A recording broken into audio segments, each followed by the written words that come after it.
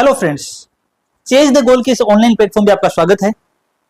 हमें उम्मीद है कि आप जो है यहाँ पर जो कंटेंट पढ़ाया जा रहा है उसको नियमित तौर पे देख रहे हैं, नियमित तौर पर रिटन नोट्स भी प्रिपेयर कर रहे हैं ताकि आपको जो पढ़ाया जा रहा है वो अच्छे से समझ में आ सके और आपको दोबारा से किसी और प्लेटफॉर्म से इसको पढ़ने की जरूरत ना पड़े।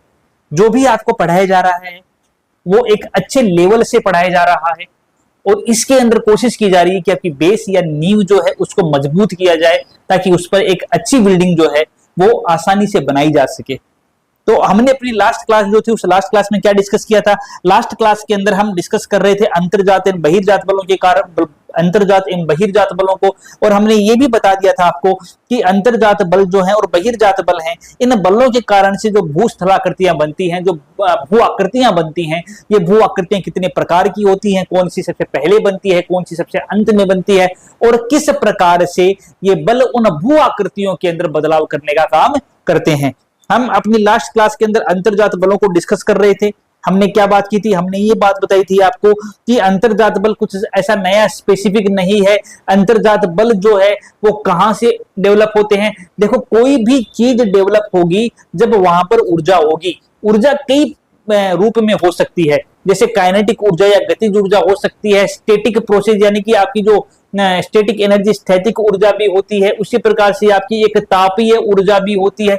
तो हमारी जो पृथ्वी है उस पृथ्वी के अंदर जो मेंटल वाली लेयर है, उस मेंटल वाली लेयर के अंदर 100 से लेकर 200 किलोमीटर तक का जो एरिया होता है, जिसको हमने प्लास्टिक दुर्बल मंडल का नाम दिया था, इस प्लास्टिक दुर्बल मंडल का टेम्परेचर हाई होता है।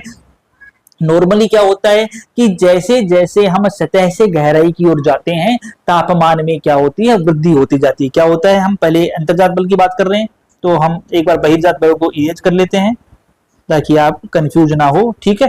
तो अभी हमारा हेडिंग कौन सा चल रहा है? अंतर्जात बल चल रहा है। तो मैंने क्या बताया भी आपको? मैंने आपको ये बताया कि जब हम स्थल जो है उस स्थल से नीचे यानी गहराई में जाते हैं तो स्थल से नीचे गहराई में जाने पर प्रत्येक 32 मीटर की गहराई पर तापमान के अंदर 1 डिग्री सेंटीग्रेड की क्या हो जाती है? वृद्धि हो जाती है, ठीक है। जब हम 32 मीटर की गहराई पर जाते हैं तो 32 मीटर की गहराई पर जाने पर तापमान में क्या होता है?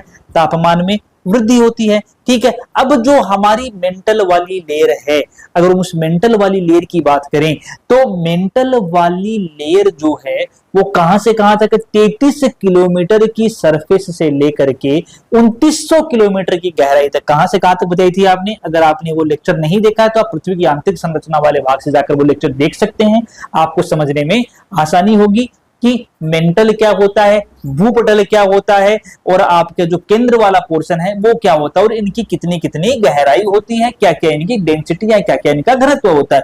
तो वहां पर मैंने बताया था कि 33 किलोमीटर की जो हमारी भू सरफेस होती है वहां से लेकर के जो हमारी 2900 किलोमीटर तक की गहराई का एरिया होता है वह एरिया मेंटल वाले एरिया के नाम से जाना जाता है।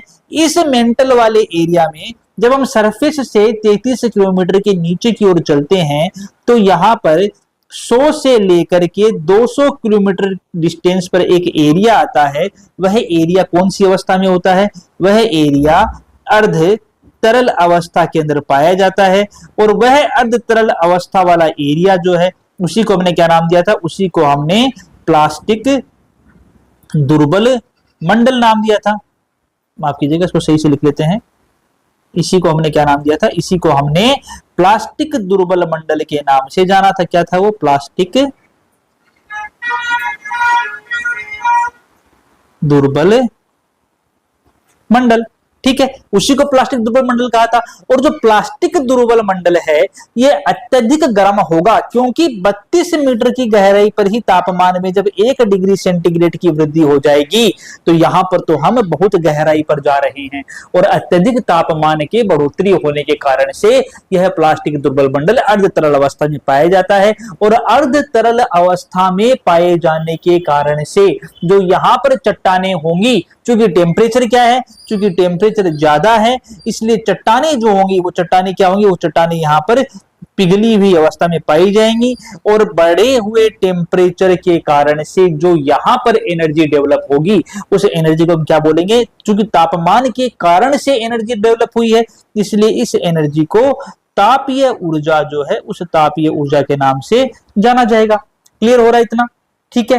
क्या है, हम अंतर्जात बलों को समझने की कोशिश कर रहे हैं कि अंतर्जात बल डेवलप कैसे होते हैं। मैंने कहा कि पृथ्वी के भूगर्भ के अंदर जो शक्तियां पाई जाती हैं, पृथ्वी के भूगर्भ के अंदर जो एनर्जी पाई जाती है, वह एनर्जी ही तो अंतर्जात बल है, कोई नया तो है नहीं। तो यह जो अंतर्जात बल है ये डेवलप कैसे हुआ? तो डेवलप को समझने के लिए, इसके विकास को समझने के लिए, इसके उद्भव को समझने के लिए यह जानना जरूरी है कि हमारे पृथ्वी के भूगर्भ के अंदर मेंटल वाली लेयर के अंदर 100 से लेकर 200 किलोमीटर की गहराई पर जो प्लास्टिक दुर्बल मंडल पाया जाता है, यह प्लास्टिक दुर्बल मंडल अत्यधिक तापमान के कारण से एक एनर्जी को जनरेट करता है, जिस एनर्जी का नाम क्या है? उस एनर्जी का नाम तापीय ऊर्जा है।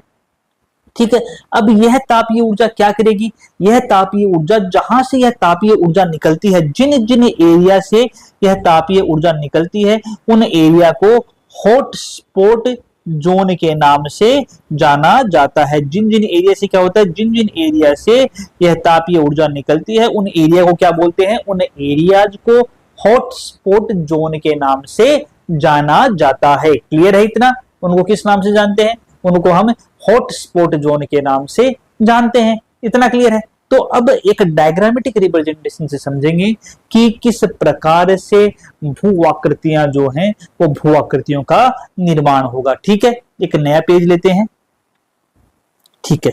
एक डायग्राम ड्रॉ कर लेते हैं पहले, ताकि समझने में हमारे लिए क्या हो, इजी हो।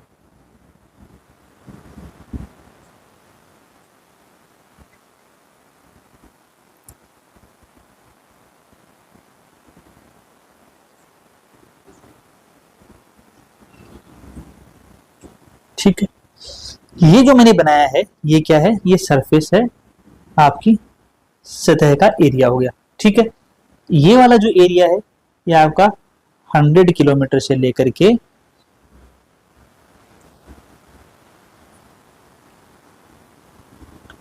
200 किलोमीटर तक का एरिया हो गया। ठीक है। अब क्या बताया मैंने बताया कि जो 100 किलोमीटर से लेकर के जो 200 किलोमीटर तक का एरिया होता है, यानी कि ये वाला जो आपका एरिया है पूरा, इसको क्या बोलेंगे? इसको बोलेंगे प्लास्टिक दुर्बल मंडल। ठीक है।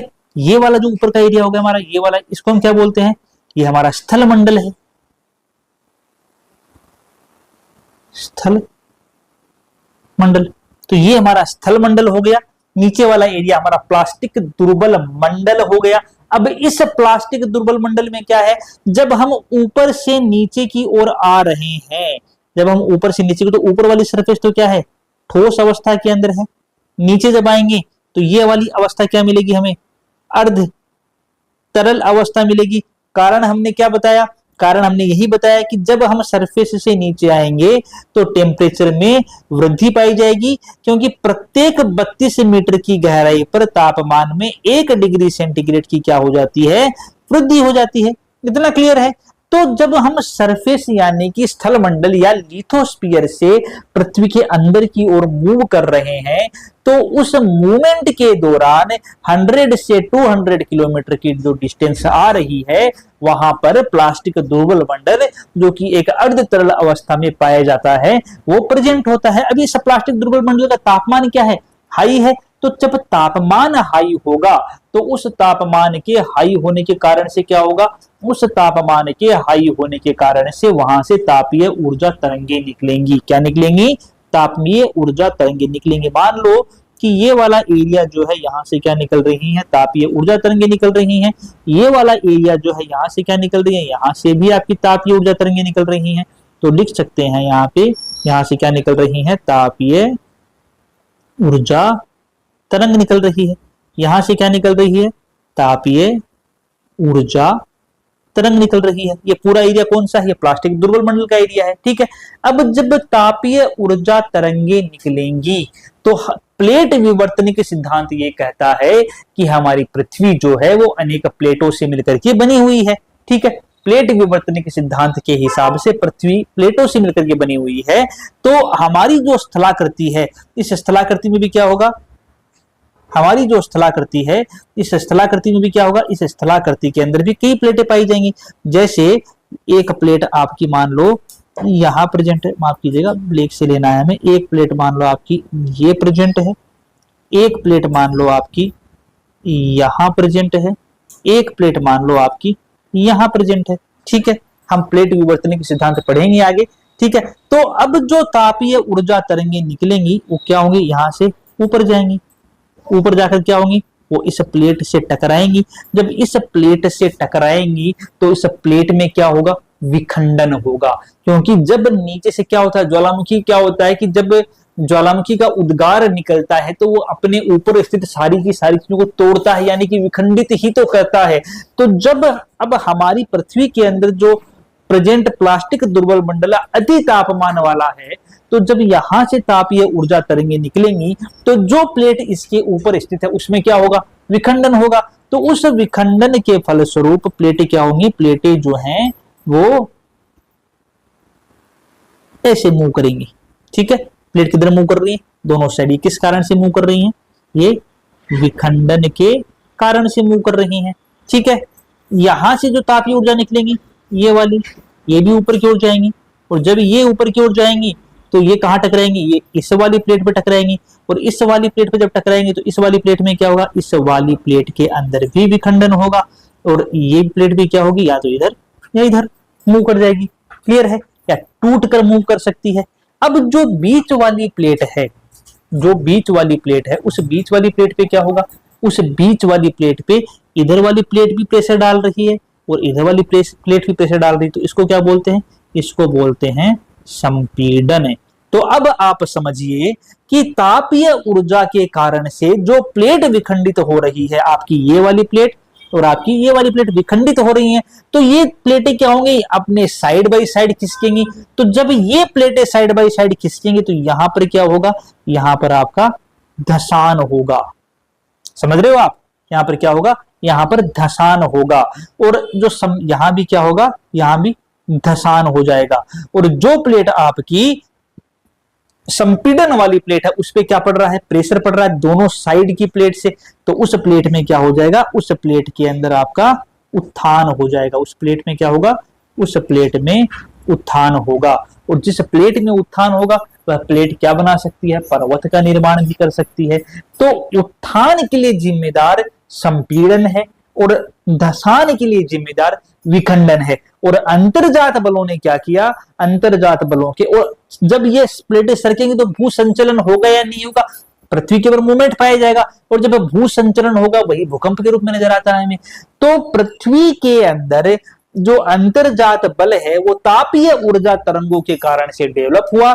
उसने क्या किया, उस तापीय ऊर्जा तरंगों के कारण से, ये हमारे हॉटस्पॉट जोन थे, है ना, इनको हमने नाम दिया था हॉट स्पॉट जोन, ये वाला और ये वाला दोनों जोन हॉटस्पॉट जोन है।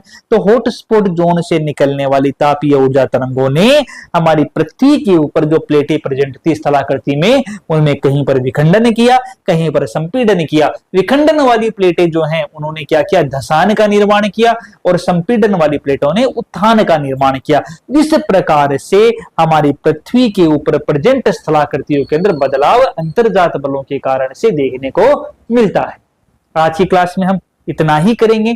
हमारी जो अगली क्लास है उसमें हम बहिर्जात बलों को आपको डिटेल से समझाएंगे। उम्मीद है कि अंतर्जात बल जो है आपको समझ में आए होंगे, किस प्रकार से भू आकृतियों में बदलाव हो रहा है अंतर्जात बलों के कारण से, वो भी आपको समझ में आ रहा होगा। तो आज के लिए इतना ही, तब तक के लिए धन्यवाद।